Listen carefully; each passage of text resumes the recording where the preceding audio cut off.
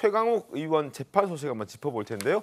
자, 최강욱 의원의 재판이 지금 너무 오래 걸린다는 지적이 나오고 있습니다. 그런데 이런 와중에 법원이 또 다른 판단을 내렸습니다. 신문 보겠습니다.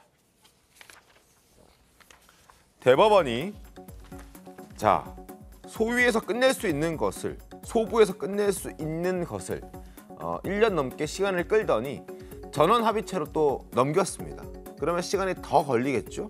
과연 지금 최강욱 의원이 허위 인턴 증명서를 작성했다는 그 사건 자체가 이렇게 대법원의 전원 합의체까지 가야 하는 그런 상황이냐. 1심과 2심에서 의원직 상실형이 나왔기 때문에 혹시라도 임기를 다 채워주기 위한 어떤 그러한 계획이 깔려 있는 건 아닌가, 뭐 이런 의심까지 들 정도로 속도가 굉장히 느리다라는 지적입니다.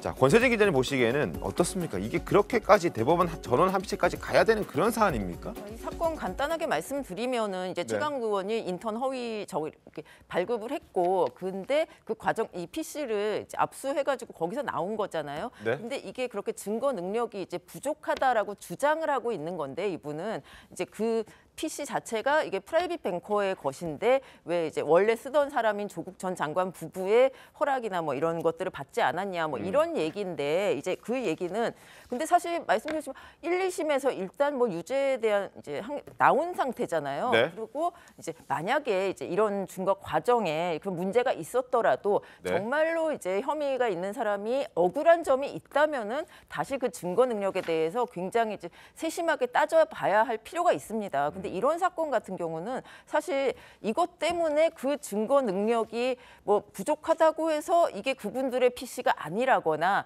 그게 인턴을 이제 증명서를 발급해 준 게 아니라거나 이런 거하고는 전혀 상관이 없는 얘기거든요. 그렇기 때문에 이제 대법원 법원 이제 전원 합의체까지 갈 이야기냐 이렇게 지금 얘기가 나오고 있는 건데, 이제 그 문제가 또 더 이제 어디로 이제 뻗치냐 하면은 네. 이 PC의 증거력 인정 문제가 이제 지금 최강욱 의원 사건이잖아요. 네. 근데 조국 전 장관이 지금 2심에서 이렇게 했는데 거기에도 지금 영향을 줄 수가 있다는 겁니다. 이 뭐 PC라든가 여러 가지 증거를 이제 수집하는 그 이제 합법성에 대해서는 합법의 문제가 아니라 이제 그 과정에서 자꾸 어떻게 보면은 약간 트집을 자꾸 실마리 조그만 걸 가지고 이렇게 하는데, 그러면 법원에서 여러 가지 증거가 있기 때문에 증거가 뭐 한두 개가 아니니까 네. 이런 거를 좀 처리를 하고 넘어갈 수 있는 문제인데, 이것을 지금 1년이 넘었는데 이제 와서 또 대법원 전원 합의체까지 간다. 사실 뭐 지금 중요한 이제 정치적 인물들에 대한 재판은 그렇게 가는 사례가 이제 없지는 않아요. 근데 이 사건 자체는 이 PC가 이제 그 분명히 이제 조국 전 장관과 그 이제 정경심 전 교수의 것인 것이 확실하고 그 인턴 증명서도 확실한데 이거 하나 가지고 대법원 전원 합의체까지 1년 넘게 끌 일인가? 이것은 좀 국민 이제 감정에도 좀 맞지 않는 일이죠, 사실. 알겠습니다. 최강욱 의원 이 사건 하나만 놓고 봤을 때는 뭐 그럴 정도의 규모의 사건은 아닌 것으로 보여지긴 합니다만, 뭐 물론 그럴 수는 있지만 결국 지금 권세진 기자가 말씀해 주신 대로 최강욱 의원의 이 증거 능력이 인정된다라는 판단이 내려지면 이건 조국 전 법무부 장관의 재판에도 영향을 미칠 수 있기 때문에, 그래서 대법원 전원 합의체까지 가는 것 아니냐. 이건 좀 다르게 생각합니까? 3년 6개월이나 재판이 계속 질질질 끌어왔지 않습니까? 네. 그럼 그래서 뭐 임기 다 최강욱 의원 임기 다 끝난 다음에 선고할 거냐 이런 비난을 계속 받아왔습니다. 대법원에 올라간 지도 벌써 1년이 됐어요. 네. 근데도 1년 동안 소부에서 네. 계속 심의를 하다 왜 갑자기 또 이걸 전원합의체로 넘겨? 그거는요, 이 소부의 구성을 좀 봐야 돼요.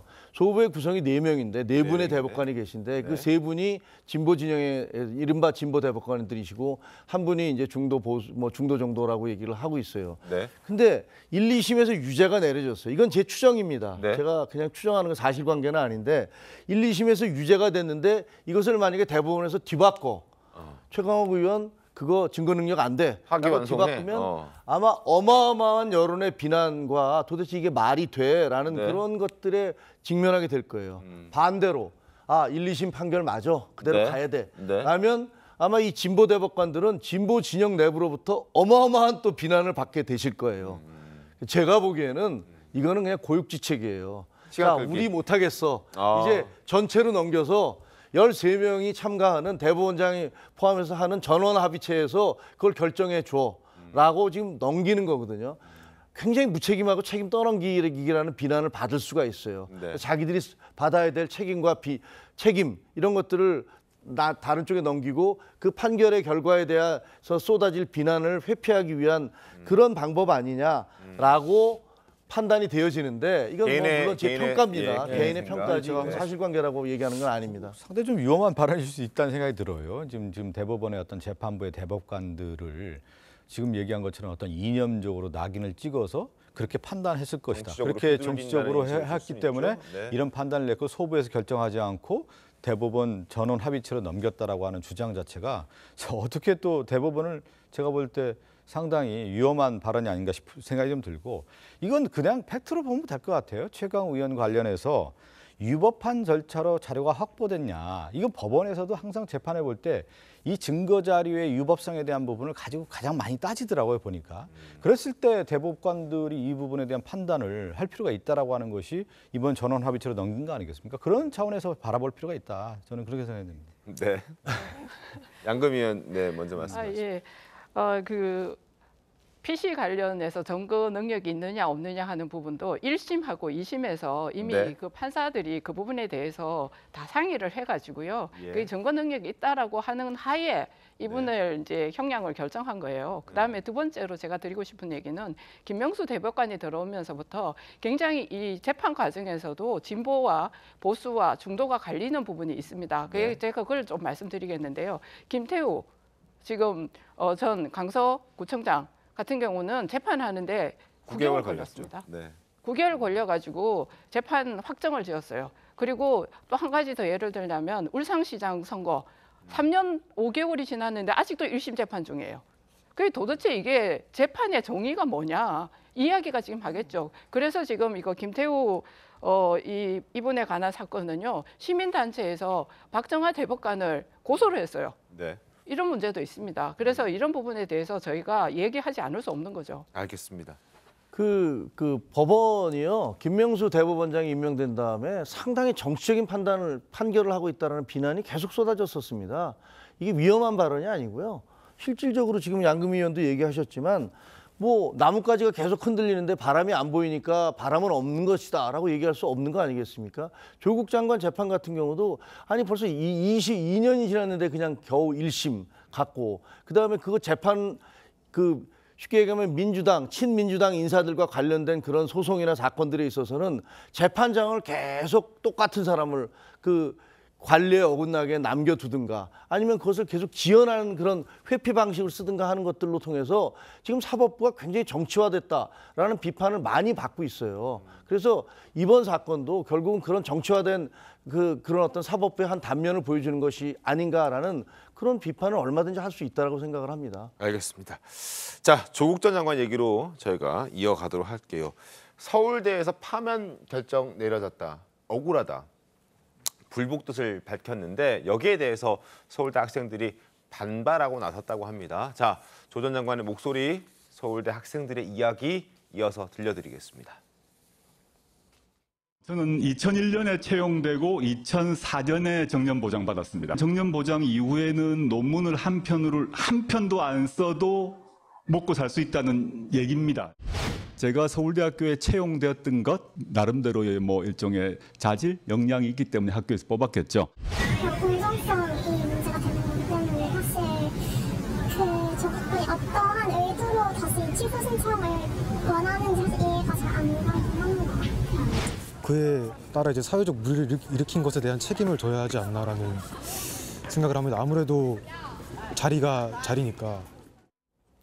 자, 저런 상황입니다. 서울대에서 면직 처분을 받고 불만을 품은 조 전 교수죠, 이제 교수를 향해서 학생들이 반발하고 있는 그런 상황입니다. 권선희 기자님 어떻게 좀 보셨습니까? 지금 이제 서울대에서 이제 파면 결정을 받았는데 사실 이분이 뭘 잘못했는지가 이제 여러 가지가 이제 나와 있지만 사실 이분이 가장 많은 영향을 미친 것은 우리 사회 양극화를 이끌어냈다 그리고 그걸 고착화시켰다 이런 이제 여론이 많이 형성이 돼 있고 서울대 학생들도 지금 그런 걸 알고 있는 거잖아요. 네. 그렇기 때문에 저렇게 얘기를 하는 것이고 사실 명예 서울대생의 명예라고 하면 약간 그렇긴 한데 그런 것들을 지금 서울대생들이 정말 부끄러운 동문이라고 얘기를 하는 이유도 그런 것 같고. 있고요. 네. 그리고 이 조 전 장관에 대해서 아직 뭐 끝나지도 않은 본인이 저런 식으로 계속 이제 이야기를 하고 지금 뭐 이제 본인이 많이 하고 있지 않습니까? 총선 출마설도 나오고 이제 따님에 대한 또 총선 출마설도 나올 정도로 계속 이제 활동을 하고 있는 거, 이것은 좀 국민 여론과 안 맞는 것이 아닌가, 좀 자중해야 될 때가 아닌가. 민주당 내부에서도 지금 좀 약간 우려의 목소리가 일각에서 지금 나오고 있거든요, 사실. 네. 그렇기 때문에 이 조 전 장관에 대해서는 좀 뭐 이제 전 정권이나 지금 민주당이나 좀 약간 좀 이렇게 좀 내려놓고 봐야 할 일이 아닌가, 좀 그런 생각이 많이 듭니다. 알겠습니다. 조 전 장관이 또 길 없는 길을 가겠다고 해서 총선 출마설 얘기도 끊이지 않고 나오고 있지 않습니까? 좀 더 구체화된 것 같은데 민주당 대변인 나와 계신 의원이 나와 계신 어떻습니까? 총선 출마설. 그거는 이제 그 상황이 따라 달라지는 거고요. 가장 이제 우리 뭐 양금 의원님도 아시겠지만 정치는 자신의 어떤 권력 의지, 이걸 반드시 하겠다라고 하는 것이 제일 조건이고요. 조 전 장관이 그러면 출마 의지가 있느냐에 대한 부분은 조 전 장관만 알 수 있겠죠. 그리고 상황 조건이라는 게 있단 말이죠. 네. 그러니까 우리가 이제 민주당에서 조국의 강, 또 국민의힘은 탄핵의 강이라는 게 있잖아요. 근데 역사라고 하는 것이 참 묘하더라고요. 이 강이라고 하는 게 건넜는데 다시 되돌아갈 수도 있는 거고. 그러니까 2024년 내년 4월 총선의 전국에 있어서 상황 조건이라는 것이 어떻게 바뀔지는 아무도 모르는 거고, 그렇게 개인의 권력에 대한 의지인 조국 장관의 의지와 그 민주당의 어떤 상황 조건, 그리고 그 당시에 전체적인 총선의 조건들이 맞아 떨어져야만 조 전 장관이 출마를 할 수가 있는 것이, 정치적으로 갈 수가 있는 것이지, 또 개인적인 의지만 있다고 해서 총선에 갈 수가 있는 건 아닙니다. 그래서 이거 다 맞아 떨어져야 되는 거기 때문에 지금 상황에서 이거를 나간다 안 나간다, 맞다 틀리다 이렇게 얘기하기는 상당히 좀 이른감이 있는 것 같고, 제가 네. 개인적으로 볼 때는, 개인적인 거 볼 때는 네네. 조 전 장관은 지금까지 이렇게 됐을 경우에는 자신이 아마 정치적으로 출마를 원하지 않을까, 점점 더 개인적으로 볼 때는 그런 상황으로 좀 가고 있는 것 같고, 또 언론에서 저도 이제 방송국 출신이기 때문에 이렇게 보면은 이미 조 전 장관을 이제 정치적으로 출마에 무게를 두기 시작한 거예요. 그 흐름이 쭉 몰아갈 겁니다. 제가 볼 때는 조 전 장관이 점점 더 출마할 수밖에 없는 상황 조건으로 이미 이제 언론들이 이제 만들어가고 있다라고 하는 생각이 좀 드네요.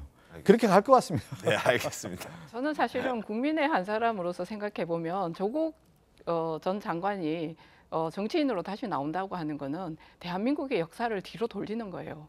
그리고 우리 국민들은 사실은 미래를 얘기하기를 원하고, 미래가 어떻게 펼쳐질지 그런 부분에 대한 이 생각들을 많이 하고 있는데, 이 정치가 자꾸 뒤로 돌아가가지고 조국의 강을 다시 건너야 되는 이런 문제들이 생긴다는 것 자체가 저는 사실은 굉장히 불편한 진실이라고 생각을 하고요. 네. 그리고 우리 당의 대변인께서 아주 적절하게 잘 지적을 하셨는데, 조국 전 장관이 하는 모든 행태들은 보면 정치에 다시 나온다면 청년들에 대한 2차 가해입니다. 예. 알겠습니다. 자, 총선 내년 한 말씀 꼭 4월이니까 드릴까 하다가 참겠습니다. 더 나가면 안 될 것 같아요.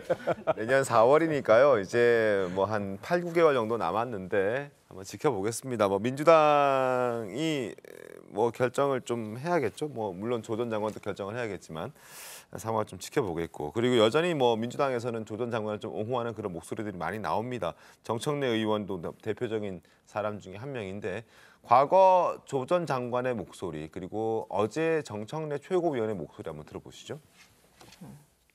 만약 2019년부터 벌어졌던 일을 되돌려서 과거로 돌아간다면 똑같은 선택을 하지 않았을 것입니다. 장관직을 고사했을 것입니다. 저와 제 가족이 부족한 점이 있었지만 이러한 형국의 길, 멸문지화의 상황이 벌어질 것이라고는 상상하지 못했습니다.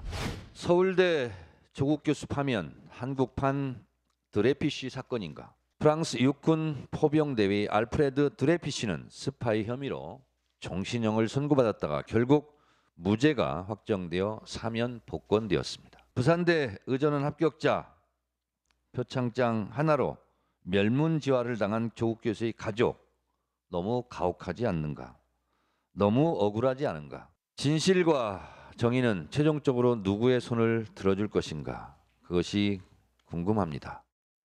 자, 정청래 최고뿐만 아니라 장경태 최고, 그리고 최강호 의원도 서울대 파면 결정을 두고 정치적 배경이 있는 것 아니냐 의혹을 제기하고 있습니다. 이어서 확인하시죠.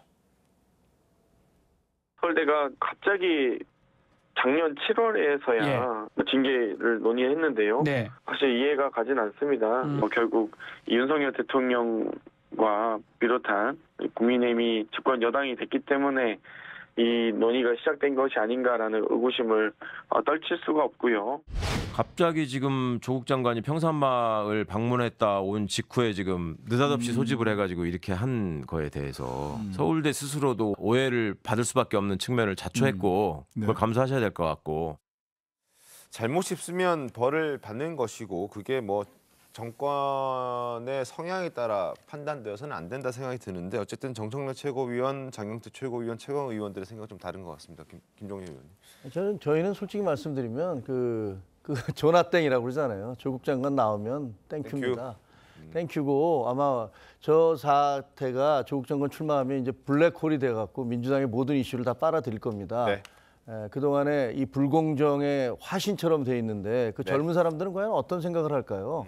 근데 그 언어는 좀 그 정치인들의 언어를 좀 선별해서 쓰셔야 되죠. 어디 비유할 데가 없어서 드레피스하고 조국 장관을 비유를 합니까?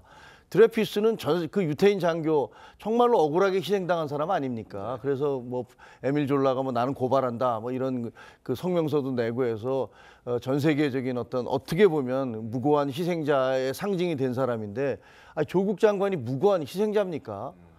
그동안에 자기 부인도 그렇고 자기 본인도 지금 현재 재판을 받고 있고 2년형을 1심에서 실형을 선고받았는데 드레피스에다 거기다 대는 것은 저는요 저런 언어 표현을 보면 이게 그 말장난을 하자는 거거든요. 쉽게 얘기하면 아까 열등감 얘기했잖아요. 네. 본인들에 대해서 공격을 이재명 대표에서 공격을 받으니까 야 이재명 대표 왜 공격해? 니들 뭐 열등감 있어? 이런 식으로 상대방에게 그 공을 치환시켜 버리는 거예요. 그리고 야 대장동 이건 당군일의 사기가 아니고 최대 환수 사업이야. 이런 식의 말로 치환을 시키고 쉽게 얘기하면 괴벨스, 히틀러 시대 괴벨스가 유태인의 학살을 뭐라고 그랬냐면 정화, 청소 이런 식의 단어를 썼어요. 이게 어떤 사물의 본질을 언어를 통해서 정반대의 것들을 뒤집거나 아니면 그 사안의 본질을 제대로 깨달을 수 없도록 이렇게 희석시키는 단어들을 쓰고 계시단 말이에요. 그래서 이런 것들은 글쎄 정말 옳지 않은 거라고 생각을 합니다. 드레피스와 조국이라뇨. 비교할 걸 비교하셔야죠. 알겠습니다.